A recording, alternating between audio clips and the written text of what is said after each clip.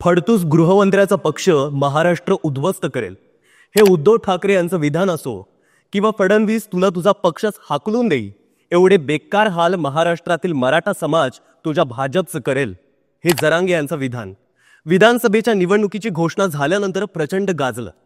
खरंच भाजपचे 12 वाजणार का यावरती अनेक राजकीय खलबतही झाली. प्रत्येक संभाव्य उमेदवार हा जरांगे यांच्या भेटी घेऊन यायचा, जेणेकरून मतदारसंघातील मराठा समाज नाराज होणार नाही.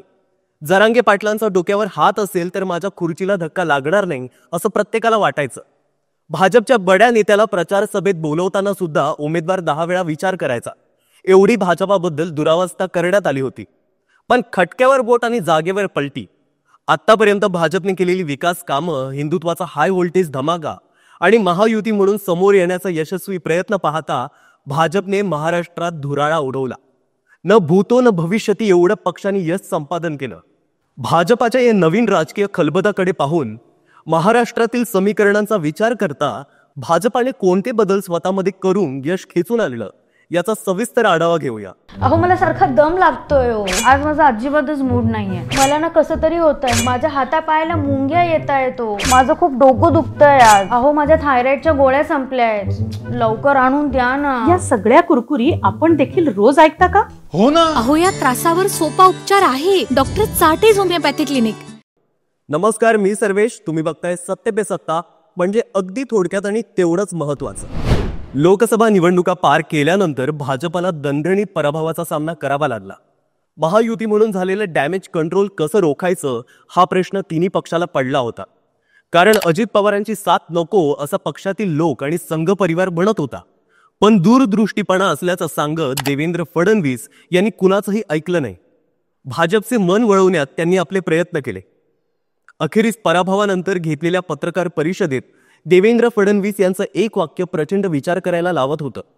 पराभवाची जबाबदारी महायुती म्हणून ना त्यांनी अजित पवारांवरती ढकलली, ना ज्यांच्यामुळे महायुती अस्तित्वात आली त्या एकनाथ शिंदेंवरती ढकलली.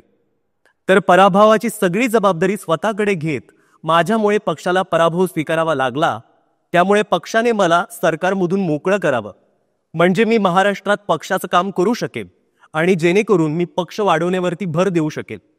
विधानसभेत झालेल्या पराभवानंतर महाविकास आघाडीच्या कुठल्याही नेत्याने अशी नीतिमत्ता दाखवत पराभवाची जबाबदारी स्वतःकडे घेतलेली नाहीये.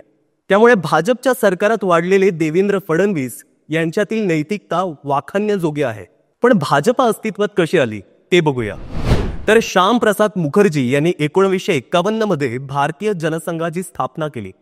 त्यानंतर 1977च्या आणीबाणीनंतर भारतीय जनसंघ आणि अनेक पक्षांनी एकत्र येऊन जनता पार्टी स्थापन केली. जनता पार्टीने काँग्रेसचा त्यानंतरच्या निवडणुकीत पराभव केला. पण जनता पार्टीची मोठ 1980 साली फुटली. त्यावेळी आधीच्या भारतीय जनसंघाच्या नेत्यांनी भारतीय जनता पार्टी अशी स्थापना केली. संघ परिवाराचा राजकीय फ्रंट अशी ओळख असलेल्या भाजपाने 2014च्या निवडणुकीत नरेंद्र मोदींच्या नेतृत्वाखाली संपूर्ण भारतात बहुमत मिळवत सत्ता स्थापन केली. केंद्रात नरेंद्र आणि राज्यात देवेंद्र यांची सत्ता स्थापन झाली आणि भाजपा तळागाळापर्यंत पोहोचायला सुरुवात झाली. काँग्रेसच्या काळात भाजपा हा वाढू शकत नव्हता. पण 2014 नंतर भाजपा आणि भाजपाचा हिंदुत्व प्रचंड वेगाने वाढायला सुरुवात झाली. 14ची पुनरावृत्ती 19 मध्ये पुन्हा एकदा दिसली.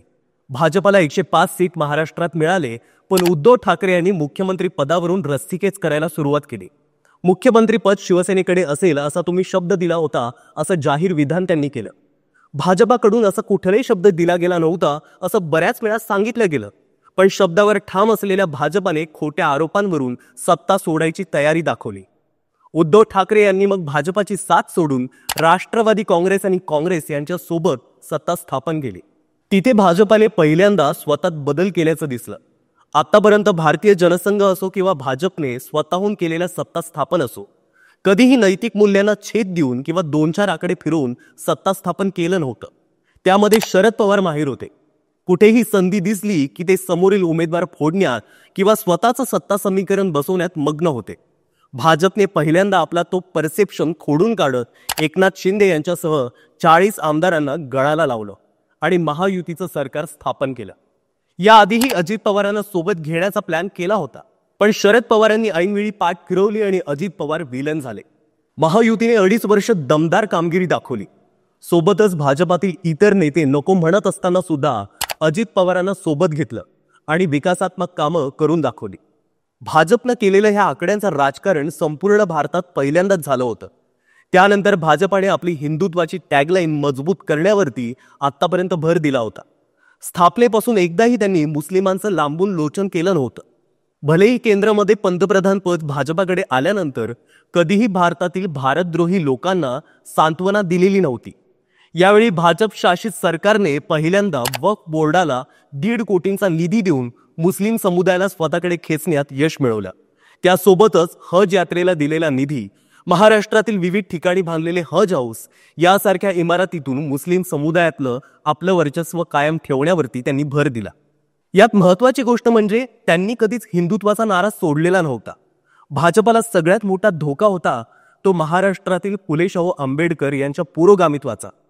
आतापर्यंत भाजपा ही पुरोगामित्व राजकारणाला विरोध करणारी होती, कारण भाजपा ही भारतीय संस्कृतीला जोपासणारी आणि परदेशात रुजवणारी होती. याचं उत्तम उदाहरण म्हणजे नरेंद्र मोदी.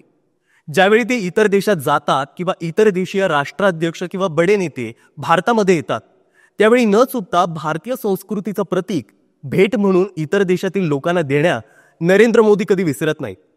आणि महाराष्ट्राचा विचार केला तर इथे पुरोगामित्व अधिक प्रमाणात करण्यात शरद पवारांचा हातखंडा होता आणि याचा फायदा काँग्रेसलाही होत होता. भाजपला हे डिफीट करायचं असेल तर स्वतःच्या भारतीय संस्कृतीच्या पुरस्कर्त्या विचारांना तिलांजली देणं भाग होतं. त्यामुळे आधुनिक चाणक्याने शरद पवार यांच्याच पक्षासह अजित पवारांना स्वतःकडे घेत पुरोगामित्व विचारसरणीच्या मतांची गोळाबेरीज भाजपसोबत करून आणली आणि याचा फायदा भाजपाला झाला.